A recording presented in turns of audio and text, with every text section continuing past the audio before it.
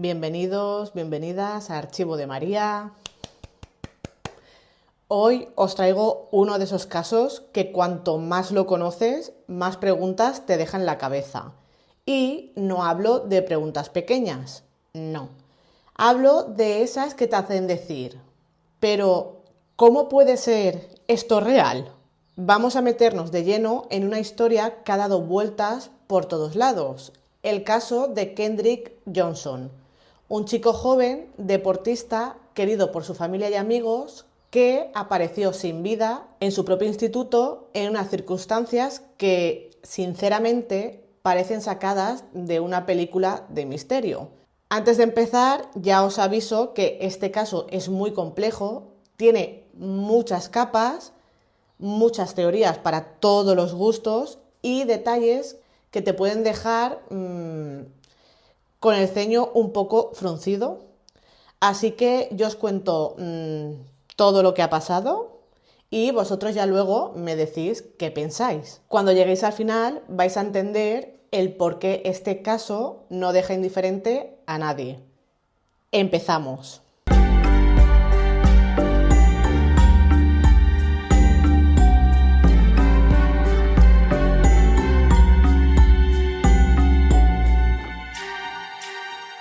Bueno, vamos a empezar por el principio. Kendrick Johnson es el protagonista de este caso. Nació el 10 de octubre de 1995 en Valdosta, una ciudad del estado de Georgia, en Estados Unidos. Sus padres, Kenneth y Jackie Johnson, lo describían como un chico alegre, dulce y muy divertido. Vamos, el típico chico que suele caer bien. Tenía un círculo de amigos muy sólido, era muy querido y sobre todo amaba el deporte. Desde pequeño el deporte era su vida. Jugaba al fútbol americano y al baloncesto y su mayor sueño era llegar a ser jugador profesional de fútbol. No hablaba de otra cosa y si le preguntabas qué quería hacer en el futuro, no dudaba ni un segundo en contestar, quería vivir del deporte. Cuando entró en el instituto, en el Lowndes High School, no tardó nada en unirse a los equipos deportivos. Era un atleta comprometido y con talento, que ayudaba a su equipo a conseguir buenos resultados. Aunque no era de los más populares del instituto, sí que tenía muchos amigos y según sus padres, todos le tenían pues un gran cariño. Decían incluso que el equipo no era el mismo sin Kendrick. El 10 de enero de 2013, Kendrick salió de su casa sobre las 8 de la mañana. Estaba muy animado y con muchas ganas de volver a su rutina tras las vacaciones de Navidad. Era apenas el segundo día de clase tras el parón y tenía la jornada bastante ocupada. Clases por la mañana, sesión de pesas con el equipo deportivo al mediodía y por la tarde había partido de fútbol y baloncesto. Todo parecía normal hasta que de repente Kendrick desapareció. La mañana del 10 de enero de 2013, Jackie, la madre de Kendrick, lo vio salir de casa con una sonrisa en la cara. Estaba muy contento y con muchas ganas de volver a ver a sus amigos después de las vacaciones. Y quedaron en que cuando terminara el partido de esa tarde, volvería directamente a casa. Vamos, lo típico de un día normal. Pero las horas empezaron a pasar y Kendrick no volvía. Cuando dieron las 8 de la tarde, Jackie empezó a mosquearse un poco. Pensó que tal vez se habría quedado con sus amigos echando unas risas o jugando algo. Al fin y al cabo, hacía tiempo que no los veía y pues se podría haber entretenido. Pero aún así, algo no le cuadraba del todo. Pasaron otras 2-3 horas y nada. Kendrick no aparecía por ningún lado. Jackie, su madre, lo llamó al móvil varias veces, pero saltaba directamente el buzón de voz. Eso ya le puso en alerta, porque Kendrick no solía hacer eso. No era de los que se saltaban las normas o desaparecían sin avisar. Si decía que iba a llegar a una hora, lo hacía. Así que aquello a su madre pues ya no le olía nada bien. Sin perder más tiempo, fue a la comisaría y denunció su desaparición. Esa noche, como os podéis imaginar, su madre no pegó ojo y al día siguiente, el día 11 de enero por la mañana, volvió al instituto para ver si alguien sabía algo. Quizás sus compañeros o algún profesor, pues alguien tenía alguna pista de dónde estaba su hijo. Pero lo que se encontró no hizo más que aumentar su preocupación. Los amigos de Kendrick le dijeron que no había ido al partido de la tarde a pesar de que lo habían acordado de que irían. Uno de ellos añadió que la última vez que lo vio fue durante la primera clase del día, pero que después de eso no apareció ni en la sesión de pesas ni en el resto de clases. El entrenador confirmó que no se presentó a entrenar y la profesora que dio la última clase del día anterior también le dijo que no respondió a el pase de lista. Vamos, que Kendrick había desaparecido a mitad del día y nadie sabía exactamente cuándo ni cómo. Y justo cuando Jackie estaba hablando con esta profesora, de pronto ocurrió algo muy raro. La escuela activó una alarma de emergencia. Enseguida se ordenó evacuar el instituto y todos los alumnos fueron enviados a su casa. Esta alarma que sonó en el instituto no era algo raro. Era un típico aviso de evacuación que se suele usar cuando hay algún incendio. Así que en ese momento todos pensaron pues que sería un simulacro o que igual se había quemado alguna cosa, pero muy poquita cosa. Pero lo que ocurrió en el Lowndes High School ese día fue mucho peor.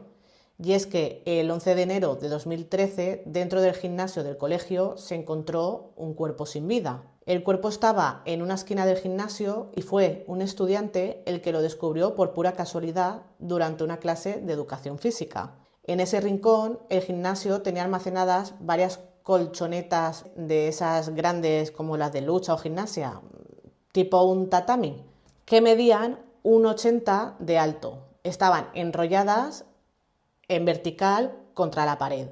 Una de esas colchonetas se había caído y cuando el alumno se acercó a ver qué había pasado, vio algo que no tenía ningún sentido. Unos calcetines blancos sobresaliendo del hueco de una colchoneta. El chico fue directo al profesor para avisarle y el profesor, extrañado, se acercó, miró dentro y ahí es cuando vio que dentro de esa colchoneta estaba el cuerpo sin vida de Kendrick Johnson. En ese momento, por supuesto, llamaron inmediatamente a la policía y la policía ya estaba en el instituto porque su madre el día anterior puso una denuncia de desaparición y llegaron súper pronto a la escena del crimen. 5 minutos tardaron en llegar. Pero aquí es donde todo empieza a ponerse muy turbio. Porque si algo es clave en cualquier escena de un crimen, ¿no?, es que no se toque nada hasta que llegue el forense. ¿Y sabéis cuánto tardó en aparecer el forense? 6 horas. 6 horas después de que encontraran el cuerpo fue cuando llegó el forense, Bill Watson.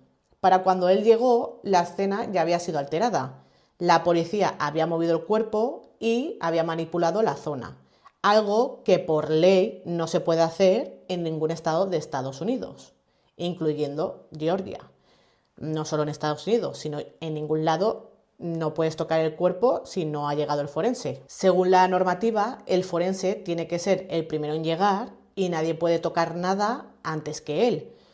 ¿Por qué? Pues para evitar precisamente esto: contaminar las pruebas, mover cosas sin documentar y perder detalles muy clave.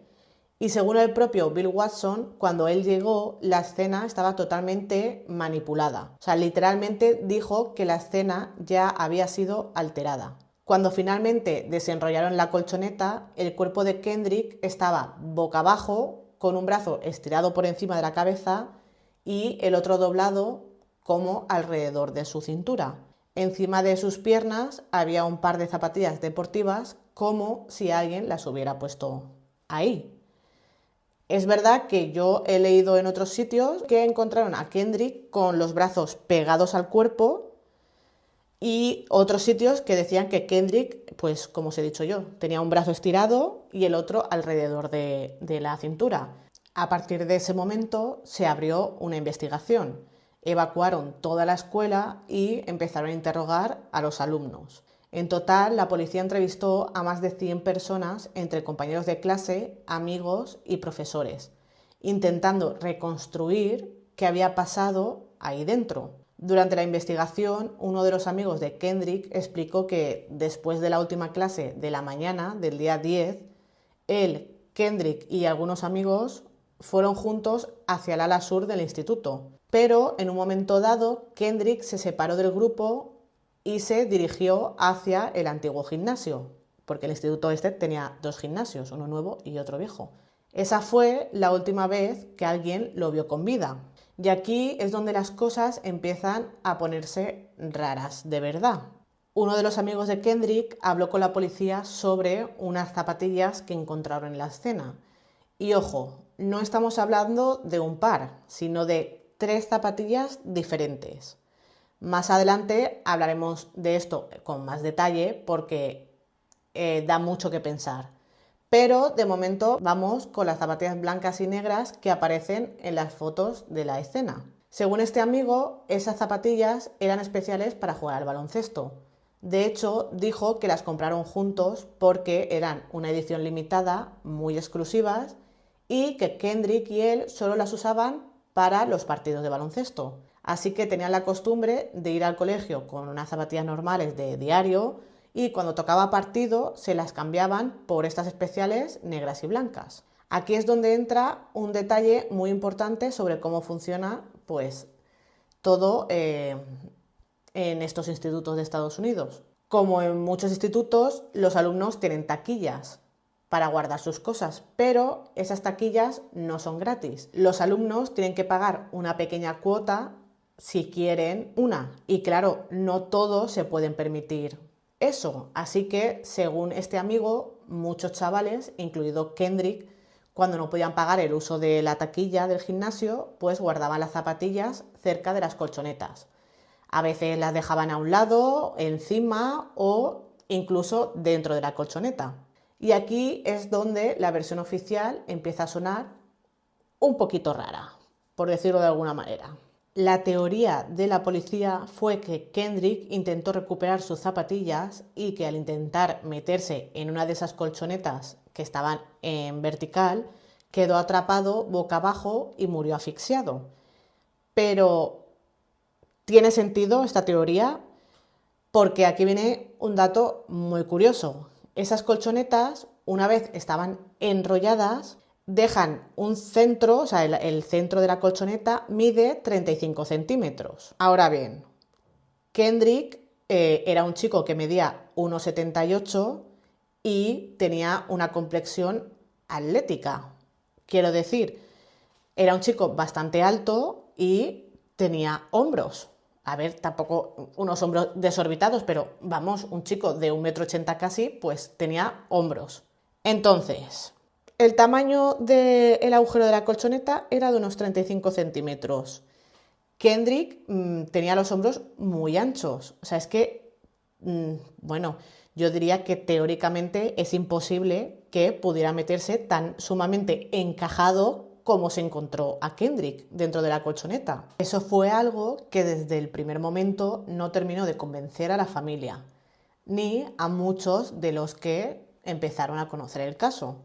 Con el paso del tiempo, esa teoría de que Kendrick se había metido solo dentro de la colchoneta para coger sus zapatillas empezó a tambalearse. Su padre, Kenneth Johnson, decidió replicar la escena. El hombre fue al gimnasio, se colocó delante de una colchoneta igual que la de su hijo y trató de meterse tal y como la policía decía que lo había hecho Kendrick. ¿Y qué pasó? Pues que ni siquiera logró meter la cabeza dentro. Cuando le hicieron una foto que se convirtió en una prueba clave porque en ella se vio que no había manera humana de meterse hasta el fondo como se planteaba. Y por eso el padre refutó públicamente esa versión oficial. Aún así, y en menos de 24 horas después de haber encontrado el cuerpo, la Oficina de Investigación de Georgia realizó una autopsia y los investigadores del condado de Lowndes concluyeron que la muerte fue accidental. Sí, en menos de un día ya habían resuelto el caso.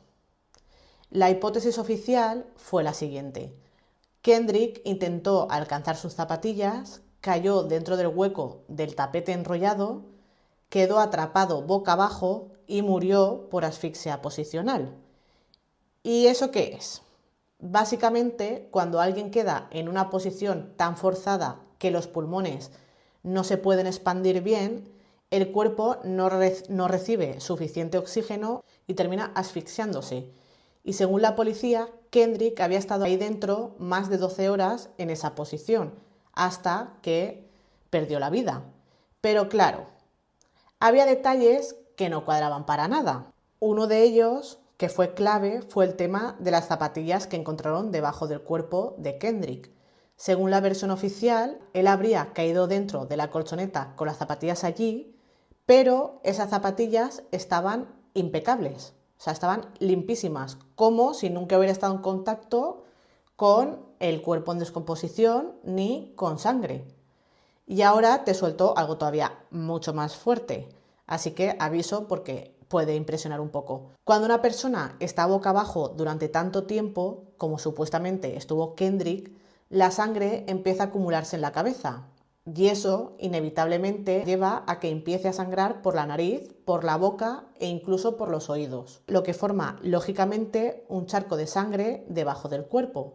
Pero entonces, ¿cómo es posible que la zapatilla que estaba justo entre la cabeza de Kendrick y el suelo estuviera completamente limpia? Es que no había ni una sola gota de sangre. No tiene ningún sentido. Y por eso muchos empezaron a pensar que esa zapatilla había sido colocada allí después, como si alguien pues la hubiera puesto ahí en la escena del crimen y ya está. Y claro, lo lógico es pensar, bueno, si hay alguna duda, pues hacemos unas pruebas de ADN a las zapatillas a ver qué pasa, ¿no? A ver si se encuentran rastros de otras personas que no sean Kendrick. Pues tampoco se hizo eso. Sí.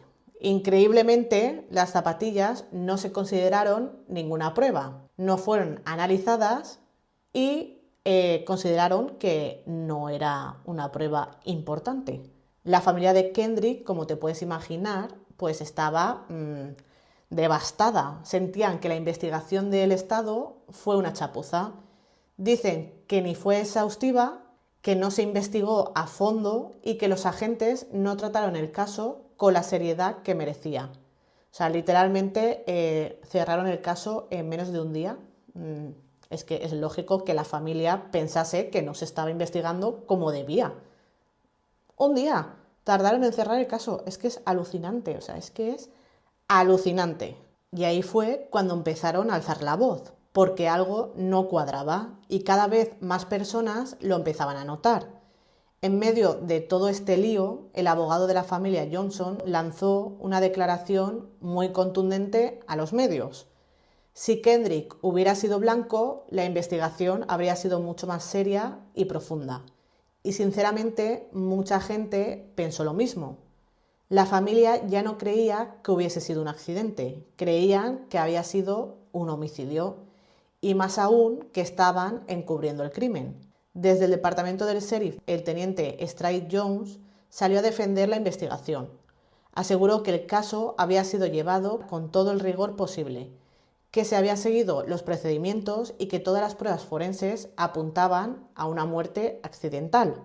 Según él, el perito no encontró signos de golpes ni hematomas en el cuerpo de Kendrick, y eso descartaba la implicación de terceros.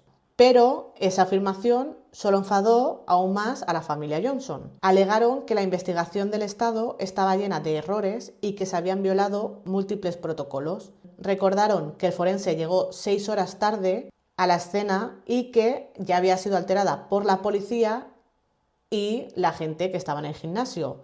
Y además no se analizaron elementos súper claves como las zapatillas y como una sudadera que se encontró en la escena del crimen que tenía manchitas pequeñas que la gente al ver la foto dijo que era sangre. Pero no se analizó porque la policía dijo que no tenía nada que ver con Kendrick y que no la iban a analizar. Y entonces pasó algo que lo cambió todo. Una foto del cuerpo de Kendrick comenzó a circular por los medios. Se podía ver el cuerpo de Kendrick completamente hinchado, desfigurado e irreconocible. La imagen generó una ola de indignación y para muchos corroboraba que había sido atacado antes de morir. A pesar de esta imagen, la versión oficial no cambió ni un milímetro. La causa seguía siendo asfixia posicional. Y claro, la familia no se quedó de brazos cruzados. Empezaron a organizar protestas, a presionar a las autoridades y a pedir una nueva investigación. Querían saber la verdad, querían justicia para su hijo. Así que decidieron dar un paso muy importante. Pidieron la exhumación del cuerpo de Kendrick. Contrataron a un forense privado, William Anderson, y el 15 de junio de 2013 se llevó a cabo una segunda autopsia. ¿Y sabéis qué es lo que concluyó? Que la causa de la muerte no fue asfixia, sino un traumatismo contundente en el lateral derecho del cuello.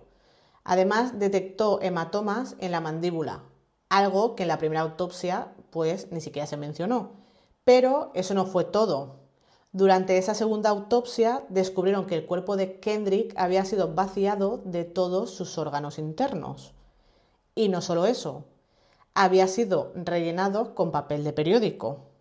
Sí, con papel de periódico, sí. Es que es alucinante este caso. Es que conforme vas avanzando en este caso, es que te vas sorprendiendo cada vez más de lo que está pasando. O sea, es como muy surrealista. La familia se quedó en shock, toda la razón del mundo, porque nadie les avisó de eso. Nadie les dio una explicación clara y a partir de ahí ya no se trataba solo de buscar justicia, sino de pelear contra todo un sistema que a ojos de la familia había fallado desde el primer momento. Y claro, después de todo esto, pues surgió una pregunta muy seria. ¿Dónde estaban los órganos de Kendrick? En respuesta a esto, el dueño de la funeraria, que recibió el cuerpo después de que lo examinara la policía, salió a decir que jamás recibió los órganos, que el cuerpo ya llegó así. Y entonces la explicación oficial fue, cuidado, agarraros, que los órganos habían sido destruidos de forma natural por el proceso de descomposición y que el fiscal pues los desechó antes de enviar el cuerpo de vuelta a Valdosta. Sí, los tiraron como si no fueran pruebas fundamentales en una muerte ultra dudosa. La funeraria, por su parte, dijo que eso de rellenar el cuerpo con periódicos, que era una práctica bastante habitual para que el cadáver pues, no se descompusiera más. Pero eso fue inmediatamente refutado por el secretario de Estado de Georgia, que calificó el procedimiento como inapropiado. Aún así, y aquí viene lo mejor, la investigación concluyó que la funeraria no había roto ninguna norma y pues no se presentaron ningún cargo ni ninguna consecuencia en contra de la funeraria. A todo esto, en el primer informe, que se me ha pasado deciroslo, porque es que conforme voy haciendo este caso alucino y me voy acordando de cosas. En el primer informe forense dijeron que el peso de los pulmones era un peso normal, algo que también choca con la teoría de que se haya asfixiado, porque se supone que cuando tú te asfixias los pulmones pesan muchísimo más de lo normal, ya que pues se llenan de líquido. Y esos pulmones, los de Kendrick, estaban en perfecto estado, o sea, en perfecto estado. Tenían el peso normal de una persona pues que no se ha asfixiado. Así que más cositas raras que apuntar a la lista de que no fue un accidente. Pero bueno, el informe del forense privado se publicó y a raíz de eso, el 31 de octubre de 2013, el fiscal federal Michael Moore anunció que reabrirían el caso oficialmente para hacer una revisión más a fondo. La investigación quedó a cargo de Georgia Bureau Investigation, el GBI, que es como una especie de FBI local, y entre otras cosas analizarían unas manchas de sangre que aparecieron en una de las paredes del gimnasio, bastante cerca de donde encontraron el cuerpo de Kendrick. ¿Y qué pasó con eso? Pues nada. Stride Jones, el investigador principal del condado, dijo que esa sangre llevaba muchísimo tiempo ahí y que no tenía nada que ver. Pero lo fuerte es que no se hizo ningún análisis para comprobar cuánto tiempo llevaba ahí. ni siquiera para saber si la sangre era de Kendrick o de otra persona. Ahora estáis pensando, esto mismo pasó con las zapatillas, con la sudadera y con seguramente otros objetos que se encontraron por allí. No se analizaron, ni se tomaron pruebas, ni nada de nada, como si no importara.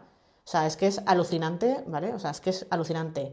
También revisaron las imágenes de las cámaras de seguridad del instituto, aunque tampoco sirvió para aclarar mucho. En noviembre de 2013, tras una orden judicial, la CNN publicó 290 horas de cintas de vigilancia de la escuela, porque esa escuela, ese instituto, estaba rodeado por cámaras, o sea, había muchísimas cámaras en el instituto, ¿vale? O sea, para que lo sepáis, quiero que sepáis que ese instituto tenía muchísimas cámaras. Rodeado entero, un gran hermano en el high school, por decirlo así. En las imágenes se ve a Kendrick caminando por los pasillos con sus amigos, tal y como contó uno de ellos en su declaración. Después se le ve entrando al gimnasio corriendo y ya está. Esa fue la última vez que se le vio con vida. Desgraciadamente, el lugar exacto donde apareció el cuerpo de Kendrick no tenía una cobertura de cámaras de seguridad. Sí, es muy heavy. O sea, todo el instituto tenía cámaras, pero esa parte no. Y claro, eso pues hace que se complique mucho la investigación. Pero ahí no acaba la cosa. Resulta que la CNN contrató a un analista forense para revisar las imágenes de las cámaras del instituto. Y lo que descubrió fue muy turbio. Había saltos de casi 20 minutos en los vídeos de dos cámaras distintas, justo en el periodo de tiempo clave. Este analista fue bastante claro en una entrevista.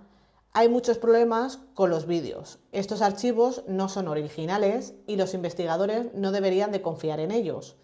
Evidentemente han sido alterados de diversas maneras. Pero, como era de esperar, el estado de Georgia también contrató a su propio analista que revisó los mismos vídeos y dijo todo lo contrario. ¿Cómo no? Según él, los cortes eran normales y se debían al sensor de movimiento de las cámaras, que solo grababa cuando detectaba algo. Vamos, que según ellos no había edición ni manipulación ni nada de nada. A estas alturas, la familia Johnson ya había puesto varias demandas contra el Estado alegando una cosa muy seria, que todo esto era parte de una conspiración para encubrir un crimen. Los padres tenían un sospechoso muy concreto, bueno, mejor dicho, dos sospechosos. Resulta que varios amigos de Kendrick se acercaron a sus padres para contarles que él había tenido problemas con dos chicos del instituto, Brian y Brandon Bell. Ambos eran atletas también, practicaban lucha libre y eran hijos de Rick Bell, un agente del FBI. Sí, su padre era del FBI. ¿Vale? O sea, es que alucináis. Según estos amigos, Kendrick y los hermanos Bell no se llevaban nada bien. Todo empezó con una discusión que tuvieron en un autobús escolar cuando iban de camino a un campeonato. Pero lo que realmente encendió la chispa, dicen, fue una chica.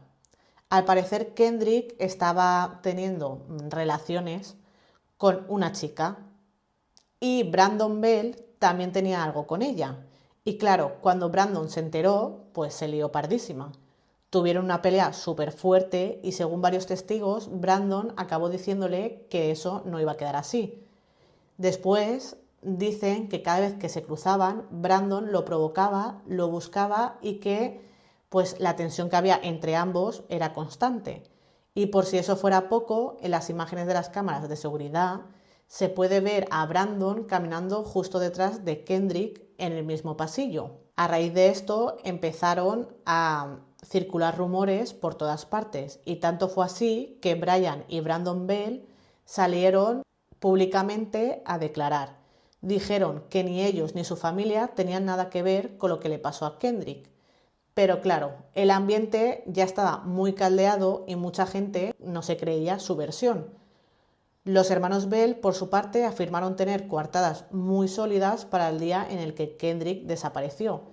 Brandon Bell dijo que en el momento en que fue captado por las cámaras caminando hacia el gimnasio, en realidad iba allí porque estaban preparando un viaje para un torneo de lucha libre del instituto. Mientras tanto, su hermano Brian aseguró que estaba en clase en el otro extremo del instituto, o sea, del gimnasio. Aún así, en 2014, la familia Johnson presentó una demanda por muerte por negligencia contra la escuela, alegando que Kendrick había sido acosado por uno de sus compañeros y que el centro no había hecho nada al respecto. Según ellos, era imposible que la escuela no supiera nada del conflicto entre Kendrick y los Bell, ya que todo el mundo lo sabía. Por esas mismas fechas, una revista llamada Ebony publicó un artículo donde hablaban del asesinato de Kendrick, diciendo que había sido cometido por dos hermanos blancos, aunque no mencionaban nombres. Afirmaron que estos hermanos lo mataron tras años de tensiones y disputas acumuladas. La familia Johnson acusó directamente al padre de los Bell, que recordemos que era agente del FBI, podía encubrir el crimen de sus hijos perfectamente, ya que tendría influencias, ¿no?, para manipular pues a la escuela, a la policía, todas estas cositas. Pero eso no fue todo. En 2015 los Johnson dieron un paso más y presentaron una demanda civil contra 38 personas. Entre ellos había 3 compañeros de clase de Kendrick, autoridades estatales federales e incluso otros funcionarios. Sin embargo, en este momento el padre de Kendrick admitió que no tenían pruebas suficientes para sostener sus acusaciones y acabaron retirando la demanda poco tiempo después. En junio de 2016, el Departamento de Justicia anunció oficialmente que no presentarían cargos penales en el caso, ya que no habían encontrado ninguna evidencia clara que apuntara a ningún sospechoso. Con eso, el caso quedó cerrado. Pero los Johnson no se rindieron. Sabían que las imágenes de las cámaras habían sido manipuladas, que se habían descartado pruebas clave y que lo que le había pasado a su hijo iba mucho más allá de un simple accidente. Y entonces, por fin, en marzo de 2021, el caso se reabrió oficialmente para investigar más a fondo la muerte de Kendrick Johnson. En ese momento, el sheriff del condado de Lowndes, Ashley Polk, declaró públicamente que había ordenado que todo el material reunido por la investigación federal se le enviara directamente a su despacho. Expresó su indignación al descubrir que se había ignorado muchas pruebas clave y dijo que su objetivo era desentrañar el misterio del caso Kendrick, aunque reconocía que la investigación podría durar muchos meses.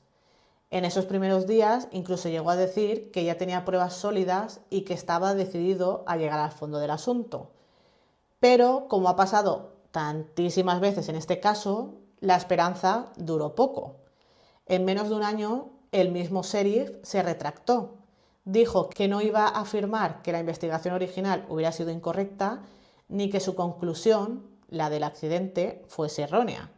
Además, aclaró que no consideraba que la muerte de Kendrick fuera un homicidio y que los hermanos Bell, que habían sido señalados judicialmente en el pasado, no eran sospechosos de lo que le pasó a Kendrick. Así que en enero de 2022 el caso se volvió a cerrar sin que se presentaran cargos. Y aquí podemos ya pensar que la historia ha terminado, pero no. Porque en marzo de 2023 la familia Johnson consiguió una grabación que acabó en manos de los investigadores. Y esa grabación lo cambiaría todo. En ella, un estudiante del instituto, uno que por cierto ya había salido mencionado varias veces en este vídeo, fue grabado confesando el crimen de Kendrick. Según testigos, este mismo chico estaba en una fiesta, se pasó bebiendo y en un momento de debilidad les confesó a algunos de sus amigos que él fue el culpable y que se arrepentía mucho de lo que le había hecho a Kendrick. Esta grabación pues está en manos de los investigadores y se está analizando a fondo para saber si es verdad y no es una prueba falsa. Es un típico caso que a mí me apasiona, me encanta y me hace ser lo conspiranoica que soy, porque es que yo me encantan las conspiraciones y los casos misteriosos. Es que es una cosa que no puedo. No me digáis, de verdad, o sea, no me digáis que este caso no es raro, pero raro y muy sospechoso. Es que todo durante este caso es asombroso. O sea, es que hay un aura de misterio alrededor de este caso alucinante. Así que me gustaría mucho saber qué opináis sobre este caso, si ya lo conocíais, si pensáis que fue un accidente o que realmente alguien acabó con la vida de Kendrick. Ponérmelo en comentarios, me gusta mucho leeros y me gusta mucho que cada uno me ponga su opinión. Si os ha gustado este caso, me ayudaríais mucho con un like. Si no queréis perderos vídeos como este, suscribiros y nos vemos en el próximo vídeo. Chao.